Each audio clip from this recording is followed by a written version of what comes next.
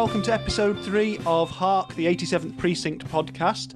This episode is looking at Ed McBain's third book in 1956, The Pusher, the third of his initial 3-book contract for this series, and we'll get into that in a little bit.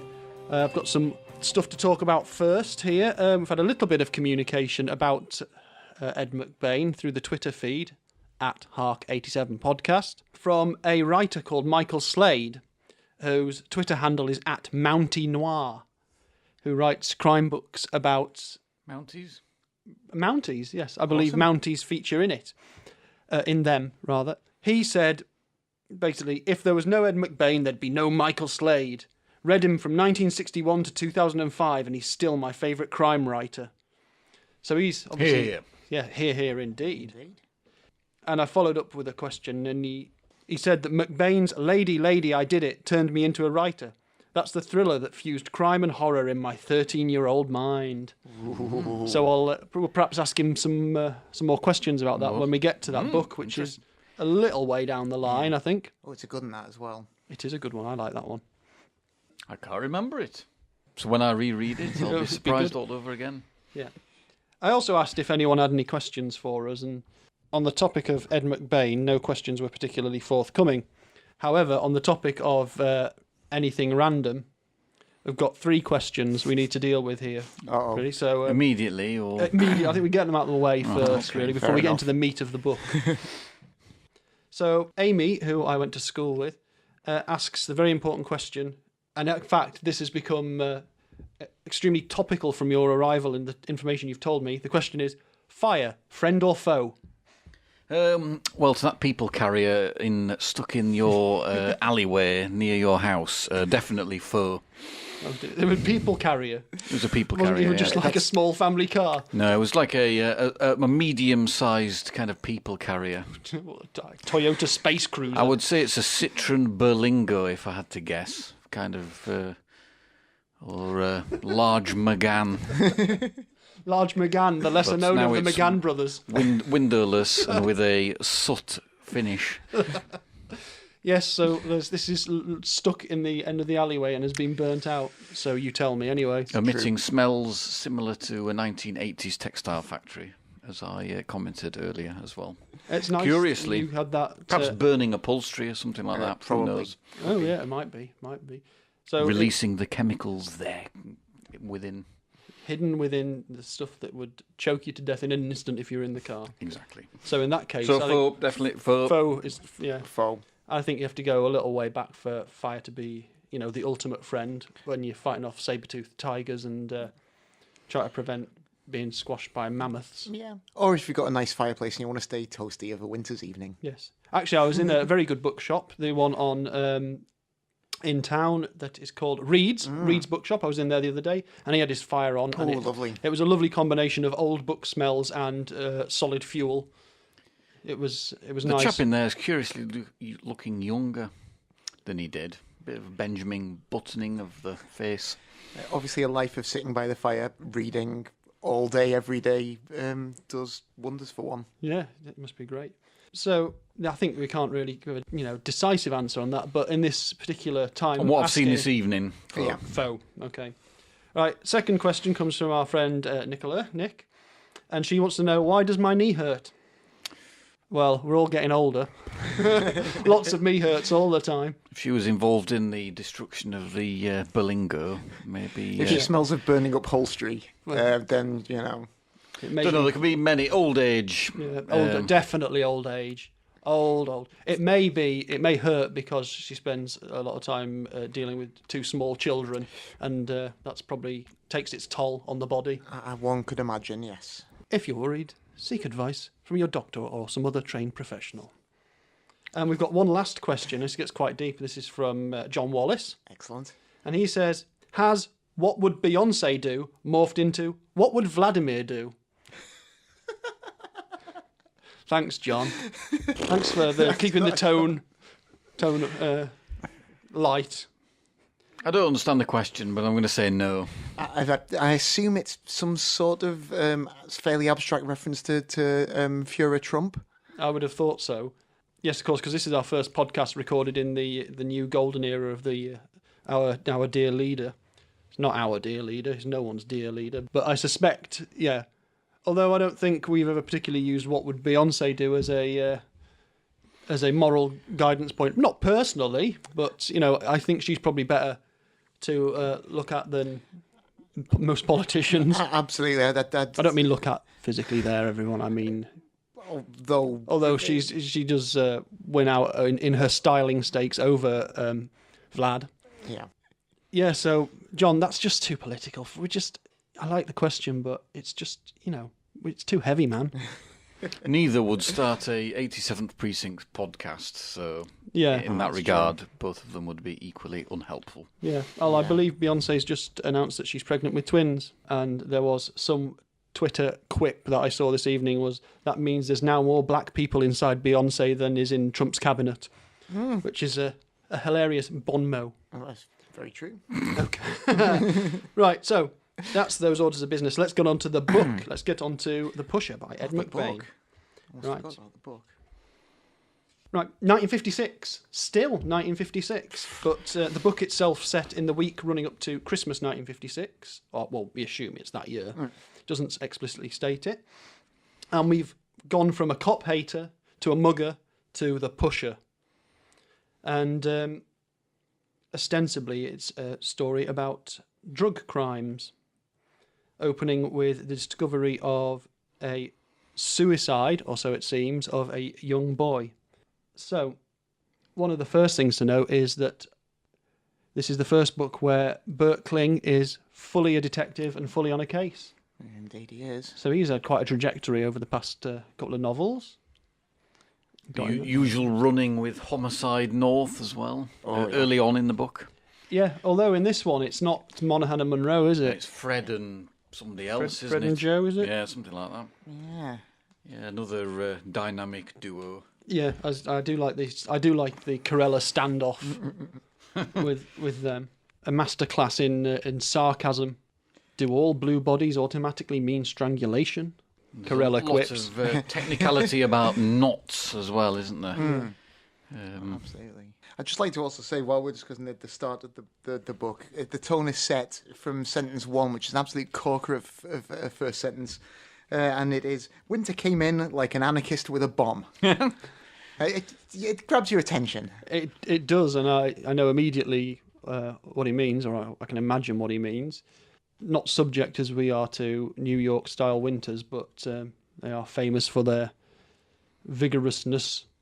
Yeah, it's amazing. As always, as always at the moment, and I think probably for most of the series, the first bit of the first chapter is the setting of the time, really, isn't it? Description of the city in its seasonal state. Yep.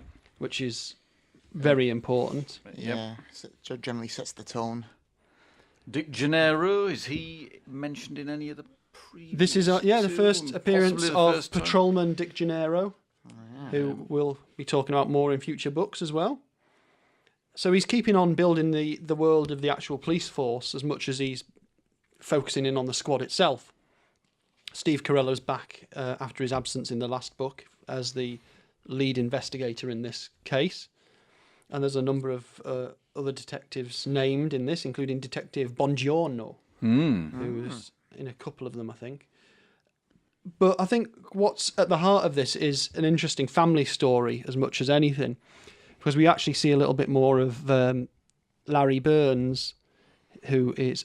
Larry Burns is the son of Pete Burns, the lieutenant of the squad. And it's another good story where the family life intersects with the police work in quite a dramatic way in this one as well. So here's my point of things that I think very interesting. They're after a criminal, a pusher, called Gonzo. Right. We're quite used to the word Gonzo now because we've heard it in relation to the Muppets, and we've heard it if you've read Hunter S. Thompson or similar Gonzo journalists. Indeed. And I was doing my research because the name is part of the solving in this book. And they're talking about where's this name Gonzo coming from. It seems like a weird, strange thing. if you look up the word gonzo derivation in a dictionary, most people don't credit it for anything before Hunter S. Thompson, really. They reckon it might come from an Italian or Spanish name that means fool or bumpkin. But this book has a character called Gonzo in, and it also has a suggestion of a derivation of that as a nickname. Yeah. So I'm wondering whether the dictionary people should be looking back into Ed McBain's work to try and... I just wonder whether it was originally just short for Gonzales. That's what I immediately thought. Because when I was reading the book, I was thinking, well, if you were trying to track down somebody called Gonzo, would not the first place you'd look were... Under G in the phone book? Well, your known pushers with the surname Gonzales. I don't know. No, yeah, that's true. It was a thought that passed through my head that clearly didn't pass through Ed McBain's head. No, he had a much more complex way of this guy. So someone uses the word gunsel, Gunsel, which is not a common word now, and I think it's probably an old word even then when this book was written, because it's mentioned as being out of fashion. But a gunsel is someone who was like a criminal with a gun, basically. Yeah. Someone who'd be hired to shoot someone.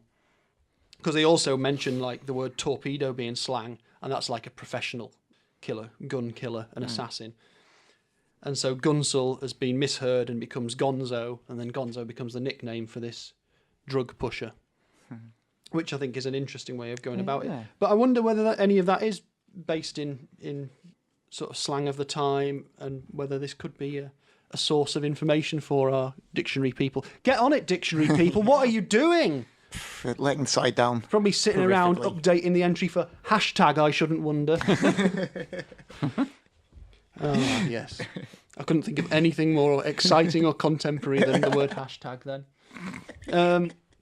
We've got a finger on the pulse here. Oh, definitely. I mean, what did we think about it in general then? What's this? It's a change from our previous two books in that we've got this family story at the heart of it. What do we reckon? I think reading back, what struck me just generally is probably... I was struggling to remember another of the book in the series that's pretty much as single theme as this, really, because quite a lot will have two plots that end up converging at some point in the latter stages, where this doesn't particularly. It's fairly linear in the story, I would say.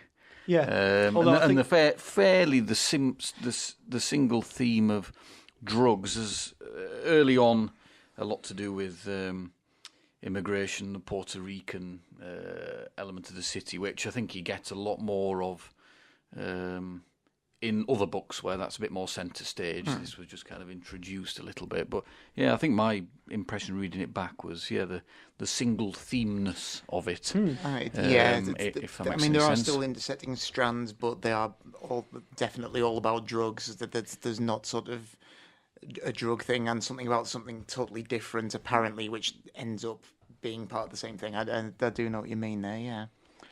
It's fairly hard-hitting in its depiction of sort of drug culture, I think, for the time. And I don't know, for sort of popular fiction, I know you'd probably around this time, I should have checked dates, shouldn't I? You'd have the early writings of Burroughs on the subject, and a few sort of literary novelists would have been discussing this. But I think for a popular novel, it's a fairly gritty sort of depiction. Things like people going cold turkey and just the actual the cold turkey sequences in this book are really quite dramatic, I think. And probably for a lot of readers at the time who weren't sort of in touch with that sort of underworld, it would have probably been fairly shocking, I'd imagine. Yeah, and also it's not dressed up in what I think a lot of popular culture representations of drug use at the time and in fact later were, which would have been like just sort of loads of people doing jazz language, and saying man a lot. Hey, Daddy-O. Yeah. And it's not really doing that in here. It's nasty and it's violent, and it leads to several deaths. And it's also not depicted as just a problem that happens in the ghettos or to hep jazz cats. It's actually kind of a thing that can affect sort of fairly well-heeled middle-class families as well, which is a fairly bold thing to suggest at the time too, I think. Oh yeah, definitely. That's a good point. That. Yeah, it covers all sorts because it goes from the point of like kids sort of sitting around like it's not a problem. We're just sort of sitting around in the car waiting for to buy some drugs, waiting to buy some drugs, waiting to buy drugs, to sort of the expected things like trying to find a pusher by arranging a meet and things like that, but also then to the end of like death by overdose, the effect it has on families, all that stuff. Absolutely. So yes, it is. It's quite a punchy depiction of it all, and also it's obviously when the police at the time probably didn't have a narcotics specialist division, so it's down to the detectives, the normal bulls to chase it up. That said, I think there is some fairly ridiculous dialogue in it, which I thought. I don't know.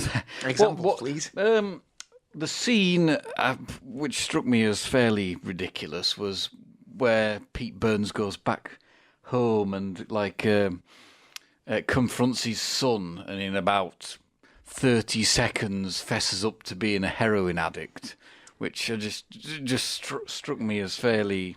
I don't know. I don't think I'd stand up to much interrogation. Well, no, from Pete but Burns. it was just I don't know. It just read a bit silly, did that bit, and I know quite often he plays it both ways, doesn't he, with his dialogue sometimes. But that struck me as a bit. Well, on the subject of dialogue, actually, daft. Have you got that section there, Morgan? I think so. Yeah. Well, you have a little look at that. You have a little look at that while I say. One of the characters that they first bring in to interrogate is called Ernest Hemingway, which I think is brilliant. And this kid's his total disbelief that anyone else is called Ernest Hemingway. Yeah, and in fact he just does not know of this famous author. But I was wondering about Hemingway's influence on Ed McBain. I didn't really know whether he would be. I've not read much Hemingway. In fact, I've only read one book. I wasn't particularly taken. But I did look it up, and Ernest Hemingway was a big influence on Ed McBain, particularly, and this is where it relates to what you said, in the simplicity of his sentences and dialogue, which is what Ed McBain was talking about in a Washington Post interview from 1990. So he's obviously put him in there as a name because he likes him. But it provides a good comic moment where you've got this kid who's just completely blank when someone says is baffled by it.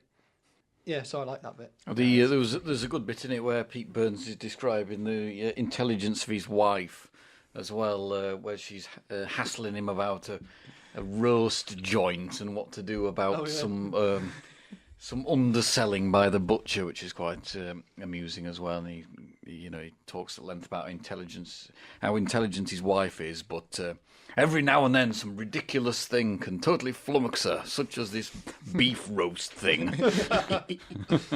But she gets her own good moment, doesn't she? Yeah, she does. She's got a very good line, hasn't she, when she's keeping her son prisoner.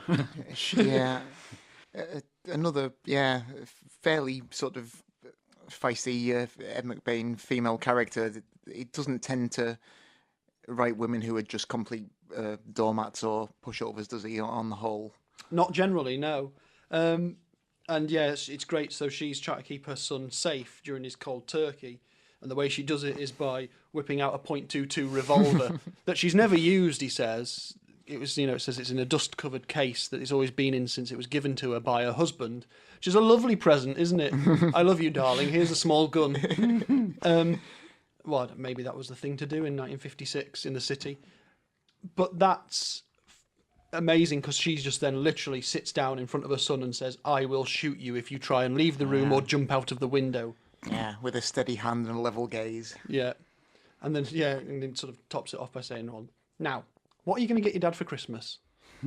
I suppose this, for the Burns family, I suppose this is as much as they ever get, really, I would say. I can't remember them being such in the spotlight domestically in any of the later books. I think you're probably right. I'm trying to think. I know there's references to the family a bit more in some of the other ones, and I think there's references back to this book. Right. But I don't think it's in the sense of any continuing story or anything particularly. Whereas a number of the other detectives obviously are centre stage, consistently throughout the entire canon. But this is kind of Mr. and Mrs. Burns and Sons' high watermark, I would say. It is. But yeah, he does well to sort of do that initial thing of setting them up in sort of quite a comic relationship, as you mentioned there about the roast dinner, and then it becomes such a dramatic thing as well as it goes along, because his son Larry is tied up in fact framed during this. Spoilers thing is that we have no spoilers policy. Framed within this, and it's. I think this is one of the hardest books in the series to talk about without dropping spoilers all over the place, because there's certainly something we're going to have to address, which is going to be a massive spoiler if we don't tiptoe very carefully. Before we get to that, I think we should mention the MacGuffin for this book, the thing that eventually causes him to track down and find some, well, other than the stool pigeon, is the feather that they find at one of the crime scenes. And that ties into, they can't quite work out, rather, why that's important. But there's an amazing chapter where there's no diagrams in this book, the first one without any diagrams in it, but it does have 2 or 3 pages about types of feathers and what the forensics people would do when they pick up a feather and how they would work it out. Although I noticed there's some jazz language there. What, from you? No, yeah. All of that was code. All of that was junky code. Yeah, and they talk about how they would work out where this feather was from, what they would do to treat it, what they would do to, and what conclusions they could draw from it. The joke there, I think, is that the feather can lead them to the knowledge that it comes from a pigeon, but it takes a stool pigeon to actually do the last bit of work to help them get the guy that they need. Yeah. And it's quite a tender moment at the end with the stool pigeon, but as we now arrive at what is a big spoiler, if you don't want to know, you need to turn this off, read the book, then carry on listening afterwards. And that is the shooting of Steve Carella. What? Drama. Terrible, I didn't get that far. And that's interesting in story terms. But it's also interesting in terms of the series as a whole, because as I understand it, from what I know, he wanted to actually kill Steve Carella at this point. He did. Well, at the end of my and Morgan and I's version, there's an afterword by Ed McBain, and he kind of addresses this a bit. And I think I often thought that he just had an original contract for 3, and then he wrote this, thinking that might be that, and let's possibly kill off his main character in the spirit of, doing something unusual. But he admits in that he knew he'd got more books to come. Yeah. But he still wanted to kill him off anyway, in the spirit of thought it'd be the a fact that daring kind of thing to do, and it was a Gestalt hero, so you can kill off the lead detective and carry on, but he was like his publisher and his friends who kind of persuaded him otherwise, and a couple of amended lines and words in the end paragraph quickly turned all that around. The removal of the sentence, but Steve Carella was dead mainly, which I think was going to be the last line of the book. I wonder, again, what the meeting would have been like with the editor when he went in with the original edition of it, and it had, the original manuscript, he's read it through, and he's gone, well, Ed, I like what you've done here. You've taken the most popular character in your book, which is probably making us quite a bit of money already, and you've killed him. I don't like it. Groff Conklin doesn't like it. I passed it to him. He had a little read through, and, he's a good editor. But obviously, as fans of the book, I know that I can't imagine it without Steve Carella in it at all. Any of these books, he's just such a good character, such a good hero. And he does, for all that, he doesn't sit outside the Gestalt thing. He never becomes a maverick. He never separates himself off from the job and the squad. So he's just a useful linchpin to have in the stories. I think I was just going to say that obviously introduced numerous characters. I suppose we can take stock of who we know after these first 3, really. And I was kind of surprised because Maya May is one of the principal ever present characters, and yet he's in these first three very little, really. Yeah, he's fairly sparingly used. And that's not how I recalled it starting, because I was sure he's a bit like Steve Carella. You never really get as much of the backstory about him, but he's certainly ever present, very often partnered with Steve Carella, and yet in these first three, well, certainly this one, I don't think he's present at all. But even in the other two, not really. Even in, the second one, he's only really there to provide sort of a comic kind of interlude, isn't he? I think he does that in this book as well. He has a section about talking about food that tastes like cardboard. Oh, right. So he's there to be part of the makeup of the squadron banter again. And you've got Hal Willis, who features more than I recalled in the first three, and yet he's quite a strange character, I think, because he disappears for big runs of books and then comes right back to centre stage for then a series of books and then disappears, whereas the readers will, listeners will, the more books you've read, certainly, well, it's obviously Steve Carella and ever present, but certainly Bert Kling is... Well, so far, my little spreadsheet I've been sort of doing as I've been going along, my what I've called the rap sheets. Nice. The only detectives who've been in all three of them so far are, well, Bert Kling, who's not a detective, but he's in all of them as a character. Yep. Steve Carella isn't. He makes a cameo in the second one, basically. Roger Haviland. Yeah. Who if you've read the whole series, you don't tend to think of him as a major player at all, do you? I'd totally forgotten about him. And I was surprised that he was in this one as well, because I'm sure he just disappears. There's just one book he won't be in, and then you never hear him ever again. And Hal Willis. Or is there? I can't remember. Perhaps it's going to be exciting to find out, isn't it? But yeah, because Haviland in this one is, as I've written on my little piece of paper, Haviland, thug. Yeah. Because he's doing an interrogation on Ernest Hemingway with Carella, and Carella's like, stop it. Well, I think we discussed Haviland in the last podcast, didn't we? And he's certainly no different in this. He's a bit one-dimensional, really. He's not a character who's about to reform at any time, is he? Whereas I suppose his character largely gets replaced with Andy Parker, who is a bit more complex, I would say, a bit less one-dimensional. He's a bit of a, well, I wouldn't say he's a thug, but he's of the, on the spectrum of naughty people. Yeah, he's naughty certainly good going people. to one end, but he's not all bad. I should make some T-shirts that say "naughty good people" on them. You can all buy them. So it's fantastic. It's another great book, and as the tailpiece to a 3-book series, which I've started to think of it as now, they're sort of bracketed together. Which is odd because that's only since I've started reading them in order and doing the research and checking on it. But because I know that, and they were all written in the same year, they've become this little group. I think it is a great tailpiece, and the fact that it's set at the end of the year as well, it lands squarely on Christmas Day in the last chapter, that it does do a great job of sort of saying, here we are, this is the bedrock for the whole thing. So, I think we need to rate it, really using our out of 100 shields system that crikey. I so spectacularly failed to add up properly last podcast.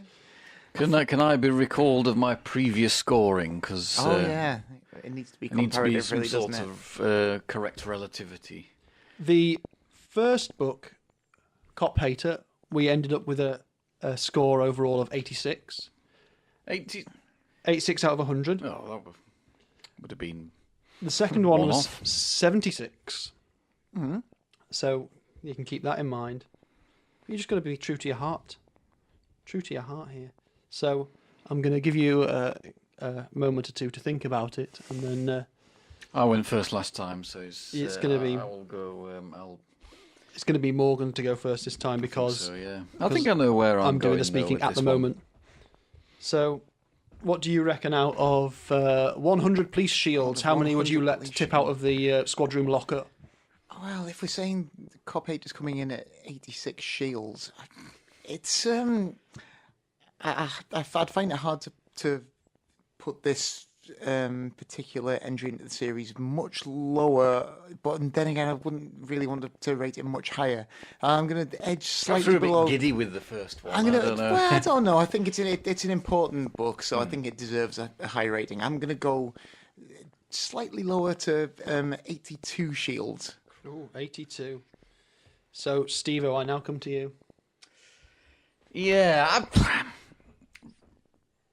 I'm going to go 65. I don't like it. Reading it back, it didn't kind of grab me as much as the first two.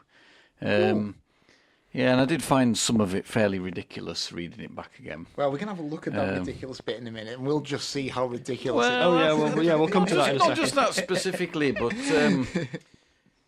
I don't know. It's difficult to put my finger on it, really. I think it's a fairly brave and quite interesting storyline for the time, certainly.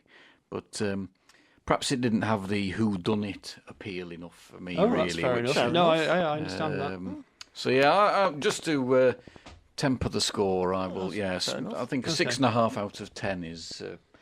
well, before I add over my a score 45 up then... book series or whatever it is. I think we're going to have to be honest and say that a low score doesn't necessarily make a bad book. It might just mean it's... Yeah. Don't read it. I don't think we're going to really find too many of those as we go along, are we? No. Let's be honest. I've got one in mind that I would score low, but it's not going to be onto that one for a long Is that time. one of the sexy ones? I don't remember it being particularly sexy. Oh, right. There's a couple that I can think are probably going to take a notable dip. But There might be one where it's just me going, all the way through. That'll be fun. I'll just do it once and loop it. But before I give my score, anyway, let's do the ridiculous bit, Morgan. So I don't know if it's that ridiculous. Oh, you're putting me in the spotlight here. I see what you mean. It does all happen fairly quick, but there's quite a shouting match. He's pretty intense as well, Burns. So and he slaps him to the floor. His son does sound like a bit of a little wimp, to be honest. But that's perhaps what made it just seem a bit improbable.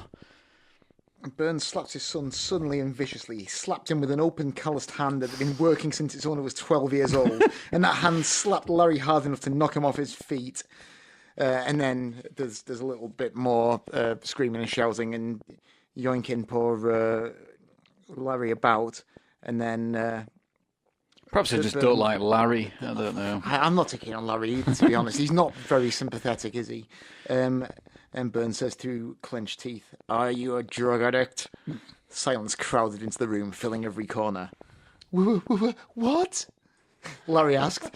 He's a wimp, isn't he? There's no way he was going to last out under the pressure applied by Pete Burns. I think it's fair enough. If Pete Burns was saying, "Are you a drug addict?" through clenched teeth, was that because he was operating it like a marionette or puppet at the time and was doing it like throwing his voice? Now there's a thought. That's a whole other angle I hadn't even considered. Imagine if throughout every single Ed McBain story, you had to imagine Pete Burns had a puppet on his desk next to him and always spoke through it. He has just yanked Larry to his feet and pulled him close, so he could actually be operating him like a puppet. Yeah, I think it's...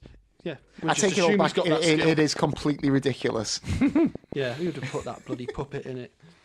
Anyway, I will add my score to the 82 and the 65, and I was going to give it 80. Yeah. I quite like it. I think it's it's got a good sense of drama about it, and the ending is one that I think is a good heart in mouth moment, and quite sweet as well because of the relationship between a stool pigeon and a detective, which that's very, very nicely done. That I really like that. It's quite well handled. So let me give us our final score. I'll just fire up Kenneth. Calculates every number nearly every time, honestly, and he's working today, and he comes out with a score for Ed McBain's The Pusher, brackets 1956, close brackets, of 75. That's a solid, respectable score, I think. Yeah, I think that's fair enough. Steve-O's dragged it down a little bit. But this is going to be the thing. It's so far these books are all pretty pretty much going along in the same way, written very quickly with the same attitude and the same energy. So it's no surprise that they're not massively far apart, really, I don't think. No, absolutely. I need to build plenty in for the rip snorters to come. You need to have leeway to go above, and we also need plenty of room to go down, just in case we need to. Absolutely. As he starts to play around with the series a bit more and try out different things, then I think we'll probably find that our opinions on these diverge a bit more, won't we? So yeah, it's going to be interesting. Right, that's The Pusher. But the next book is The Con Man, which we will also accompany our podcast for that book with a watch of the first episode of the 87th Precinct TV series, which is known not as The Con Man, but as The Floater, which is just a horrible title. But we'll watch that and do a little... No, it's not very nice. I didn't think it was a crime, but... Just, check your diet.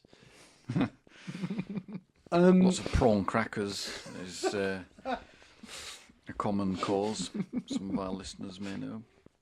Are you suggesting our listeners are all eating bags of Chinese and all that? Have you ever eaten an entire bag of prawn crackers? No, but I know somebody who has. So yeah, and scrape him down off the ceiling. Anyway, so that'll be a little bonus thing there, because we'll get a chance to have a look at the one of the first. I can't even think of the word. Television programs. Televisual representations. Yes, moving picture version of these characters. Sadly, it seems very difficult to get hold of the films of the first three, but all of the first three books had films made of them. But they seem very hard to come by. So if anyone knows, then let us know. But otherwise, we'll have a look at the TV series. And until next time, I'm going to say goodbye, as is Mr. Morgan Brown. Goodbye. And Mr. Stephen Royston. Goodbye. Goodbye. Bye.